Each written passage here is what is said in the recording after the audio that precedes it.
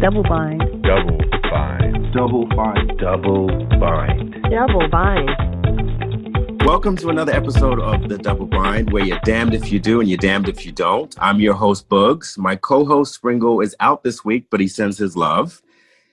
On today's episode, part 2 of our Black Love episode, which you can check out on Spotify and YouTube and Apple, by the way.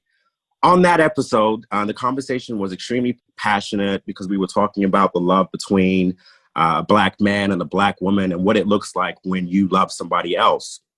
After the show, Springle and I were talking and we thought about love and what happens before we as individuals share it with another individual, which led to us talking further about self-love and this episode today. I really want to talk about what does it look like for us as individuals and how we deliver that love to someone else. What tools and mechanisms need to be in place before we're able to share that love from a positive space. I also want to look at the intersectionality of beauty and self-love, and are they both seen through a Eurocentric lens or not? Having said that, my guest today I'm really excited about. We have Rachel from Kent, England, which is where I was born. Hey, Rachel, how are you? I'm good, thanks. Awesome. And we have Vee from Ontario, Canada, which is where I live. Hi, Vee. How are you? Hello. I'm great. Thank you. Awesome. So I'm just going to jump right into it. So given what I've said, and I'm glad that you were both here to voice your opinion or your own personal experience to our listeners in hope that they can find some, comfort or solace, or maybe even learn something from the conversation that we're about to have with each other today. And maybe we'll start with you, Rachel. With the European perspective, do you feel like you have to conform, or women as a whole, Black women, have to conform to Eurocentric features? Black women who want to have straight hair, blonde hair, do they have to conform to having a smaller, petite body? And also skin color. Does colorism play a factor in beauty? I feel as if it's always there. And yes, so it's to do with your hair, your skin, your body type. I don't even know which one to start with. If you start with hair, there are many people, we see the articles of people who are turned down for job interviews if their hair is natural, or are told that they can't come back to work if they're wearing locks and things like that. And I think there is that pressure on women to feel that in order to get ahead, or in order to fit in and just not cause a stir and just to get along and survive, that they have to conform. So it may be that they do straighten their hair, or they do wear wigs and weaves, or when it comes to dyeing and colouring, that to me is just something personal. But I think that there is a lot of pressure in terms of how you are viewed.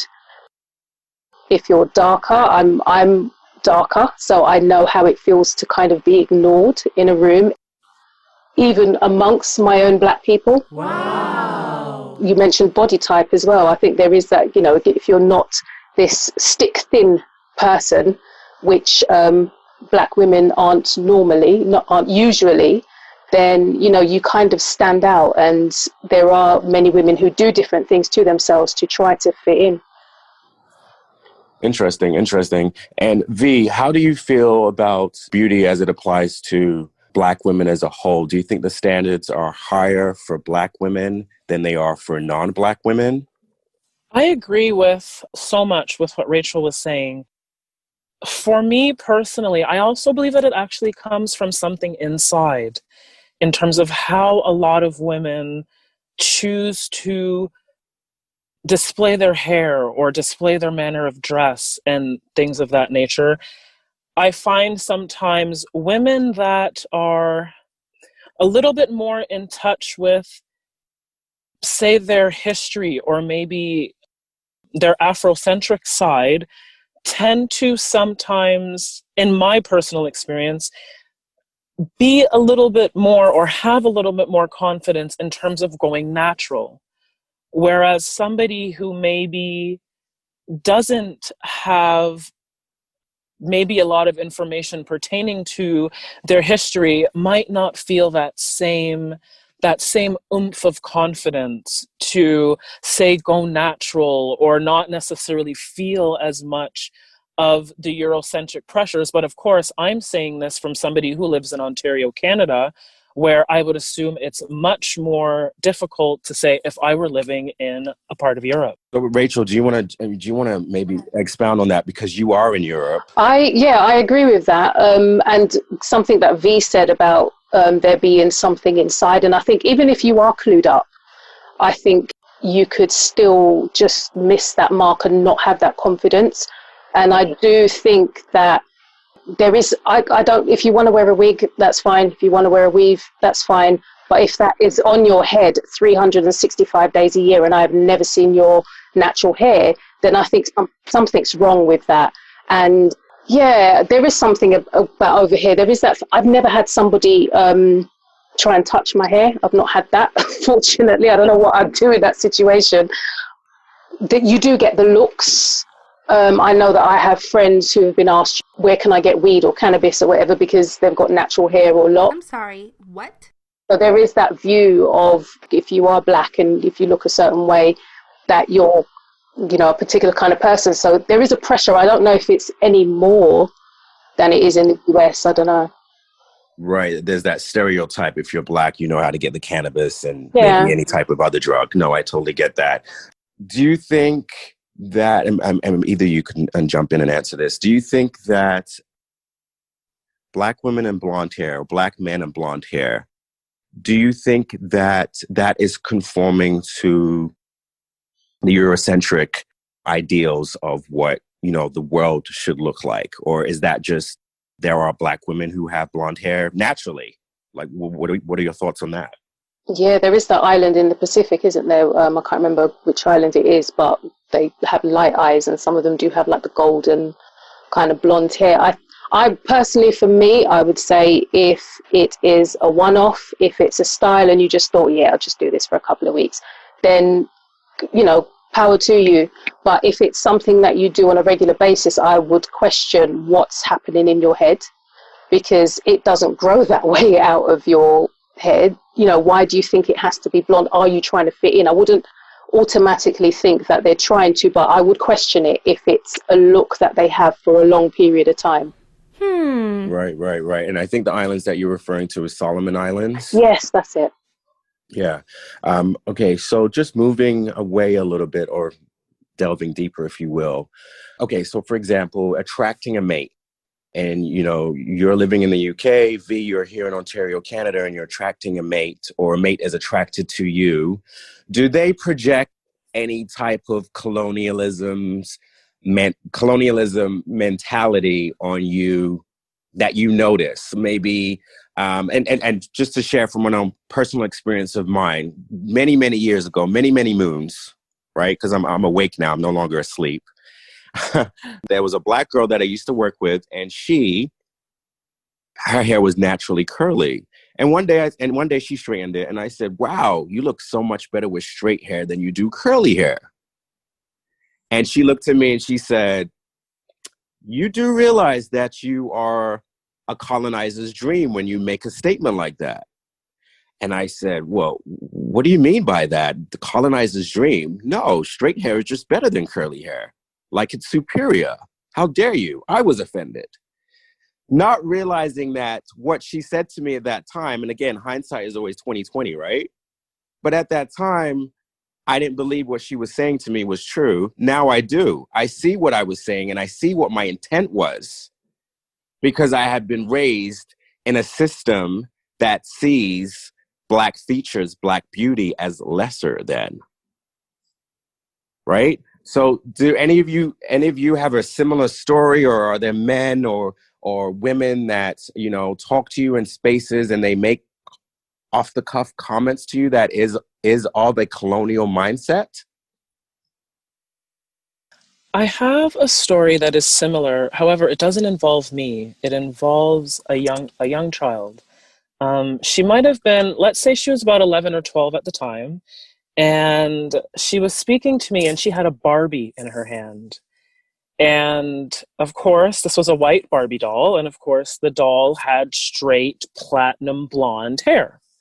So the little girl looks at me and she says, "You know what? I wish I had beautiful hair like my Barbie doll." Yes. So looking at the little girl, I didn't necessarily want to say anything to her to say that, say, blonde hair is bad or something along those lines, because it isn't. It just isn't our natural type of hair unless, as was mentioned prior, that specific island, right? So what I did for her was to give her positive information about our hair. This is what I think Black people need, is to understand that there is a lot of scientifically positive things about our hair, as opposed to just what it looks like or what its phenotype is. Like, these are all beauty standards that were put onto us, kind of sort of to oppress us in comparison to everybody else in the world. We are the only humans on the planet that has hair that grows upwards, okay? Our hair defies gravity similar to plants, right? So even from a scientific standpoint, I find that pretty amazing that we are the only people on the face of the earth that has hair that grows exactly like the nature basically on the entire globe. Right? So in my mind, I feel as though if Black people were to maybe connect a little bit more with their roots, even their history scientifically, that maybe they would find some beautiful things that would give them a little bit more confidence on the inside. And to be honest, I don't necessarily look at a woman extremely different because she has straight hair, or because her hair is blonde or yellow. Blonde isn't even a color. It's technically supposed to be yellow, but see, that's another way to oppress somebody, is you tell them their hair is blonde, but that's not even a color. It's yellow. Your hair is technically yellow, right? But in terms of a woman that has, say, blonde straight hair, that doesn't tell me really anything about what goes on in her mind. There can be a woman with natural hair who is way more colonized in her way of thinking than a woman who has straight weave. This happens all the time. You know what I mean? So it's not, you can't necessarily just look at somebody, what they're wearing, how they choose to style their hair, if they smoke, if they don't smoke, and assume that you know so much about this person internally. I just do not find that it works that way. Well, I guess it goes back to the old saying, you can't judge a book by its cover. Precisely. And an appearance isn't an indicator of who they are on the inside. Which, it brings me back to the Barbie dolls and the perception of beauty for our Black young girls. So, I mean, if you look at mainstream media and pop culture, and Vee, you and I spoke about this the other day, you look at the mainstream media and pop culture, there's all these images that are pushed out on our young girls of, you know, full-figured women, whether their bodies are natural or not, straight hair, full lips, all sides of color. You and I talked about the roots and us choosing to connect. Mm-hmm. And I was saying to you, you know, that comes really from our education. Yes. Right. It really starts off in our schooling system. And our schooling systems, well, here in Canada, they don't really teach you about history, Black culture, what that means, what that looks like.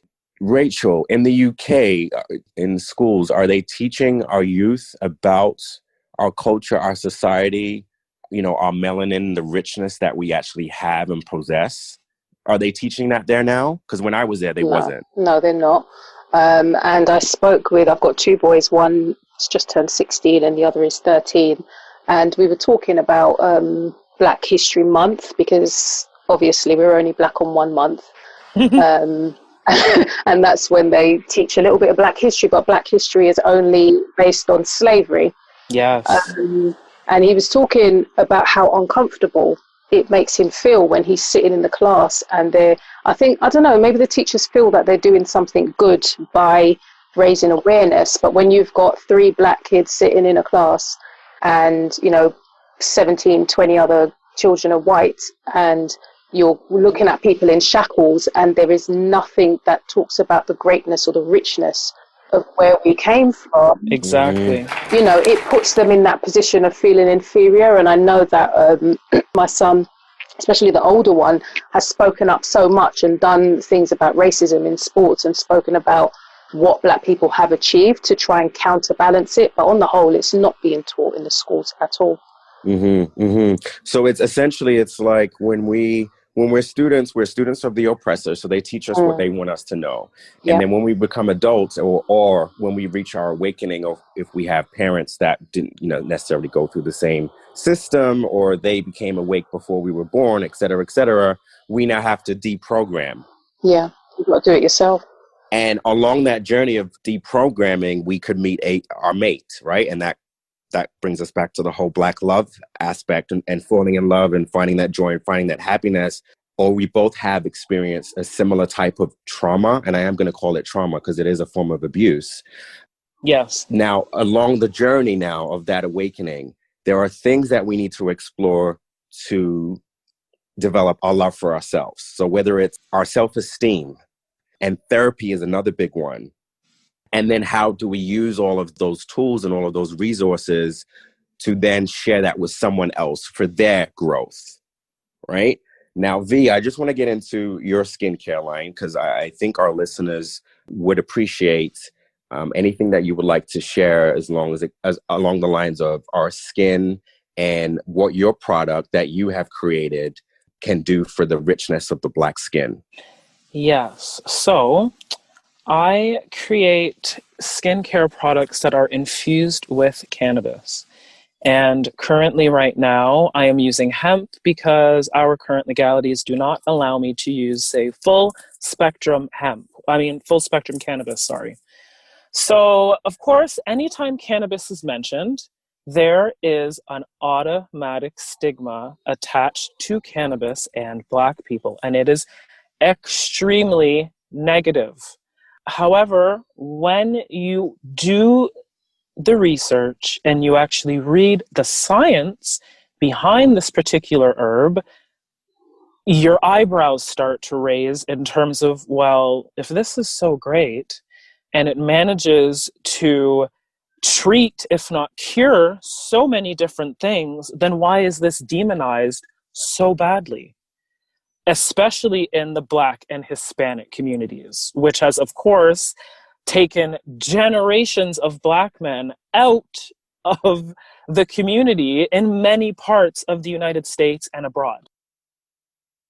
Right? But getting away from that particular side of it, why I use hemp is the particular nature of hemp is amazing for an array of different things, especially your skin. It has a very large fatty acid component as well as a large antioxidant component.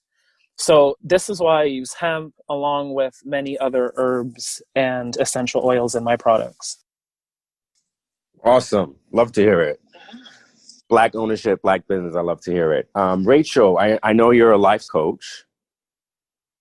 Do you want to share some experiences and what that looks like in terms of your line of work? I'm a life coach. I call myself the freedom coach. So I help women who are coming out of or just left abusive relationships, who are trying to find themselves, or mums who are overwhelmed, full-time working mums, and feel that they are, have lost their hopes, dreams, and goals. And I help them breathe life back into them and have the belief that they can get back on their feet again. Is there a disproportionate rate of, Black women versus non-Black women at your work or your facility? Have you noticed any type of differences in race? So I still have a 9-to-5. And so I work as a senior probation officer, and I'll say in that particular line of work, it depends where you work in London, actually. But where I am, there are more white women who will come in as opposed to Black. For my business, most of the women that I work with are Black. Mm-hmm. And I do try to reach out to as many Black women as I can to help them, because I find that they are the ones who don't have as much help, don't have as much support. And when they do reach out to counselors and coaches, if they are of a different race, sometimes things get skewed. So even if you have best intentions, when somebody tells you what it's like growing up in a Caribbean household, for example, they might not understand it. Yeah, the cultural differences is definitely prevalent. Yeah. Do you find that Black women well, for me, I tend to find that Black people as a whole, they don't like to seek help, right? It's stigmatized. It's Yeah. if you talk about slavery to your elders or your aunts or your uncles, not slavery, therapy to your elders or your aunts and uncles, they kind of look at you like you're crazy and you belong in a loony bin, and that's something that you may not need to venture out. Do you find that like Black women, they don't necessarily want to seek the help because of that similar stigma, in that getting help means that you're kind of crazy or weak or something that you should keep a secret? Do you find that? Yeah, but I do find it changing now. I think we're having a conversation a lot more. There is that perception that Black women are strong. And I think in general, Black people, we don't always seek the help because I think as a people, we have gone through so much that we just think that we can take on so much. So that when life gets hard, we're just like, no, I don't need help. I can do this because our shoulders are broad. If you think of what our ancestors went through, what we're going through, sometimes we're like, no, we didn't go through slavery, so we can deal with this. I find that problematic to say that Black women or Black people are strong, or to look at myself in the mirror when I'm having a really bad day and saying, Boogs, you can get through this, you're strong. You know what your people have gone through? And it's like, well, yes, they have gone through that. And those are my ancestors. That is my history. I am proud of it. I'm aware of it. But I need help right now with what I'm dealing with. And I think that there's nothing wrong with seeking help and being proud to seek that help. Yeah. I think they are reaching out a lot now, I would say, and we're having a lot more of the conversation. And those questions are coming out because you talked about self-love and that kind of thing, and what it means to be Black in these kind of societies. The conversations are being had a lot more. Awesome. And I'll throw this to both of you, when did you come to a better understanding of yourself as a Black woman? You know what? When I was a late teen, I'm in my 30s now, but I will say that I'm fortunate that when I was a late teen, I came into a little bit of information in terms of ancient Black history. And to be quite honest, my life has never been the same ever since. The awakening. 100%.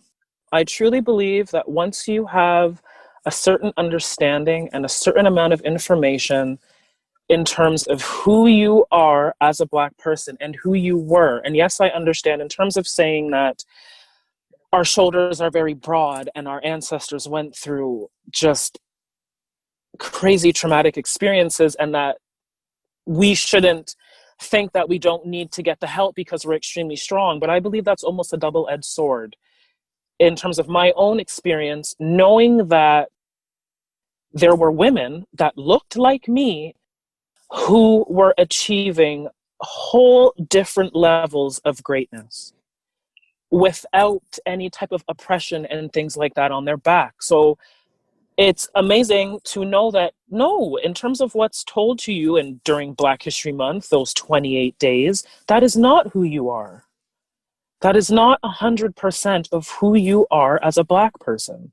That's but a grain of sand on the beach, if that, in terms of the amount of things that Black and brown people have given to the planet, in my opinion.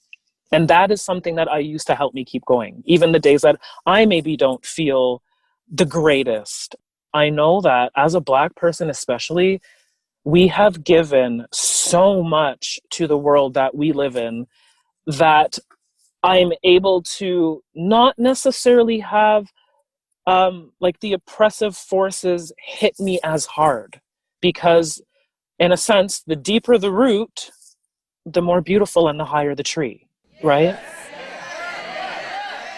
I love that, V. I love that. That's beautiful. How about you, Rachel? Kind of similar to V. So it was in my teens that it was then that I got the book Roots. I got Malcolm X, and I just started reading. Those were the first two things that I read, and it was kind of like an unlocking of a key of, hold on a minute, we are, some strong people, we're some great people. But when I realized the type of world I was living in was, it was the Rodney King beating. And that's when my eyes opened and I thought, hold on a minute, Martin Luther King and Malcolm X was not that long ago. We're still in this, we're still in this position. And it wasn't until about, I think, my late 20s to 30s that I kind of got a bit more of self. So I kind of had this like militant thing, and I'd be reading as much as I could. And when it came back to the whole natural thing, I like to say that there's physical natural and mentally natural. So physically my hair was natural, but mentally I wasn't, because I was there hot combing it and doing all kind of crazy stuff. I'm not saying you shouldn't do that, but I was doing it to make it more manageable. But it was after I started to understand and love me that I started making changes, and I was able to look in the mirror and think, you're all right. You don't have to conform. Yeah, you looked in the mirror and you saw your true beauty and you said, I'm awesome. Yeah. All right, so I'm going to close it out. I do thank you both. I want to give this opportunity to let you guys know, if you want to share with our listeners your social media platforms, where they could buy your products, where they can follow you, click link or subscribe. This would be your opportunity to do it if you want to. Yes. So I currently sell my products online at www.neonvita.com, as well as I have Instagram at neonvita. I also sell on Etsy, which is Neon Vita, and I'm also currently featured in Glamour UK. In Glamour UK in their shops section. So if you were to go onto the website www.glamourmagazine.co.uk and you do go to their shops section and you scroll, I actually do have a little excerpt on there about my all-purpose balm. Awesome. And you, Rachel? Easiest place to find me is Instagram. I'm there as I am Rachel Charles, or my website, which is www.rachelcharlesonline.com. Just really wanted to say, to everyone listening, in terms of cannabis, don't necessarily think negative about it. It really is a great alternative medicine. It really, really is. And it's just great. It doesn't affect, of course, your liver and things of those sorts. So it's just a great thing to look into for Black people. Awesome. So I would like to thank my guests, Rachel from the UK and Vee from Ontario, Canada, for joining us today on another episode of The Double Bind. I hope our listeners took a lot from this conversation on how to actively participate and champion your own healing. I think that's essential and important for our own well-being. Again, thanks for tuning in to another episode of The Double Bind, and we will see you next week.